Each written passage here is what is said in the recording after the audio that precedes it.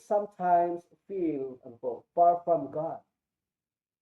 Or we sometimes feel spiritual dry. Kahapon, burnout, spiritual burnout. We maybe also experience spiritual dryness. Seems like living in the wilderness. Or that our prayers are hitting the ceiling, mga kapatid. Parang tayo ay, ang ating mga panalangin ay parang nandiyan lang lagi sa Quezon, mga kapatid. We sometimes feel free for, feel, far from God, dry, and our prayers are hitting the ceiling.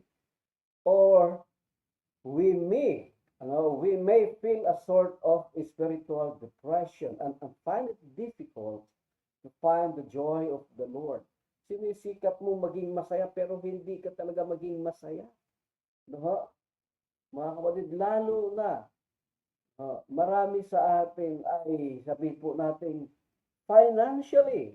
Sabi na lang natin mga kapatid ay talagang naghihirap. Lagi yung sabi natin laging parang laging kulang. So kaya nga po ay parang ang ating mga panalangin walang katugunan. And some maybe during this time experience a spiritual attack, or others undergo temptations.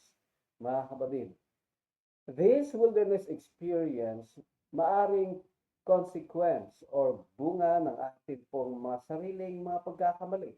I would like to personally also admit, mga kapatid, na ako'y nakaranas din yan. I am not saying na I am exempted from this experience, or the wilderness experience, mga kapatid. I go through, or I went through, and I may be, still going through in this wilderness experience, mga kapatid. Pero madalas, ang wilderness experience ay dumarating na lang yan, mga kapatid, nang hindi natin inaasahan. When we experience wilderness experience, the Lord leads us into this wilderness experience. And perhaps, as a time of testing by God to produce maturity in us. Mga kapatid, madalas ito pong wilderness ay nangyayari pagkatapos ng tayo ay nakaranas ng tinatawag na mountaintop experience. Pag sinabing mountaintop experience, yung maaluwal na pamumuhay.